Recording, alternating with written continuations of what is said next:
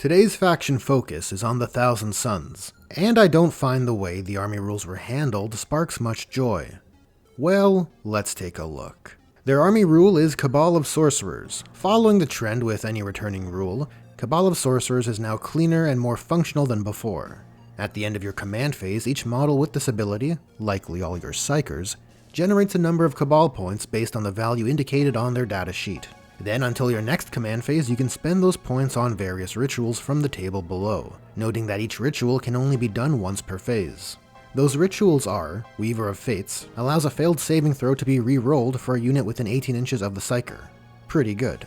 Temporal Surge, for 5 Cabal points, used at the start of your shooting phase, allows a friendly unit within 18 inches of the Psyker, which is not in engagement range, to make a normal move, though they cannot charge. Good utility for an army with slower than average movement speed. Echoes of the Warp, for 6 Cabal points, used at the start of any phase, allows you to select a Psyker unit as a target of a stratagem for 0 command points, even if that stratagem was already used this phase. Incredibly good utility, only bolstered by the quality of your stratagems. Doombolt, for 7 Cabal points, used at the start of the shooting phase, lets you select an enemy unit within 18 inches and visible to the Psyker and roll a d6. On a 1 they suffer d3 mortal wounds, on a 2 to 5 they suffer d3 plus 3, and on a 6 they suffer d3 plus 6 mortal wounds. Given how pulled back mortal wounds seem to be this edition, access to direct mortal wounds is incredibly good, and I think placing it here as a high cost army ability certainly makes it more tasteful. And Twist of Fate for 9 Cabal points, at the start of any phase, allows you to select an enemy unit within 18 inches and visible to the Psyker, to prevent them from using their invulnerable saves for that phase. Nope! Actually, it removes their ability to make armor saves. This is huge. What an exception to leverage. Surely removing an invulnerable save may be more impactful against high-value, super durable units, but the ability to remove a unit's armor save will be, I suspect, more useful more often.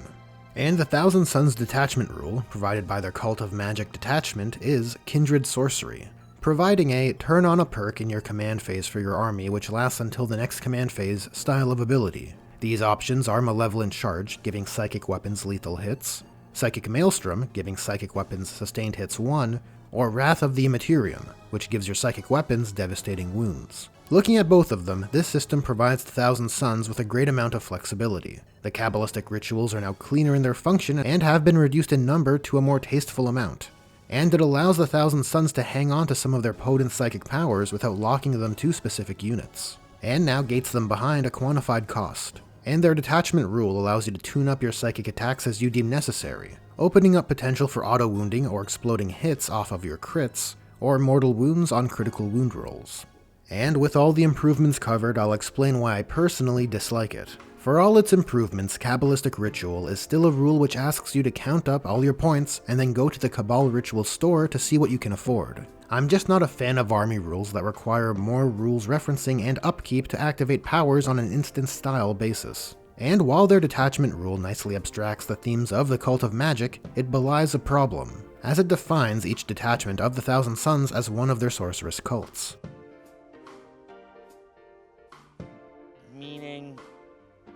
It means that since your whole army is one detachment in 10th edition, this design decision does not facilitate the different cults of the Thousand Suns being able to work together. You know, the way they do in lore. When GW announced this change to army construction, which I feel for game health is a positive one, I figured they would account for this when it came to the Thousand Suns, but it doesn't seem to be the case. I guess what I would like to see would be the special snowflake, loyalist, and heretics being brought in line with their peers. But I guess that's not the timeline we're in. So given that, what I would have liked to see is the Thousand Suns army rule would reflect their ability to bring their different cults together. And so this paradigm doesn't spark much joy for me. But it's mechanically tighter than it was before, and so it's a win in that regard. Moving on to unit previews, no Primarch to be seen here, we got Ahriman instead. OGW, why do you tease us so? In any case, as a wizard, you're a wizard, Harry. Ahriman has a fairly modest stat line. But that's where all the modesty ends. He has his ranged attacks, which all hit on 2s. His Inferno Bolt pistol isn't too exciting beyond demonstrating that Inferno Bolt weapons keep a better than normal AP. His ranged psychic weapon, Psychic Stock, is much more intriguing, allowing him to fire a d6 damage attack into a unit at strength 6 with -1 AP, which has precision, allowing Ahriman to be a real pain in the dick. I also wonder how many boosting tools can be leveraged in order to make this even more threatening. And Araman's Black Staff essentially sits where it is currently. Ability-wise, we can see he generates you 3 Cabal points per turn.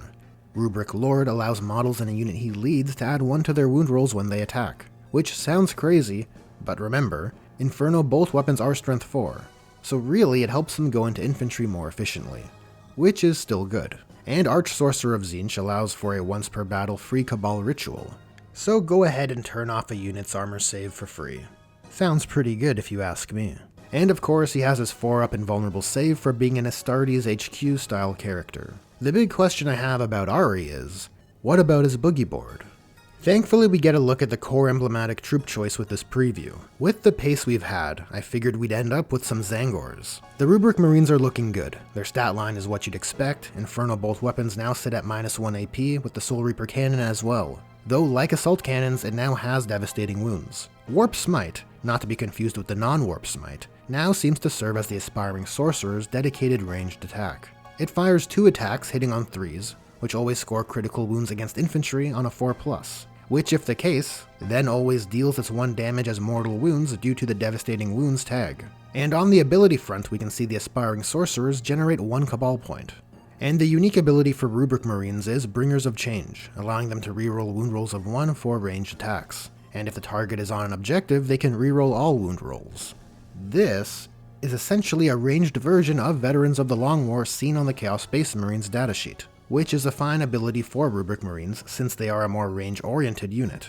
But, as a savvy commenter pointed out on the Chaos Space Marines video of mine, players of shooty legions, like the Iron Warriors, will look on with jealousy as the Thousand Sons are able to use their veteran-style ability in a way more suited to them. Maybe GW should have allowed the Veterans of the Long War ability to activate in either phase, but choosing one.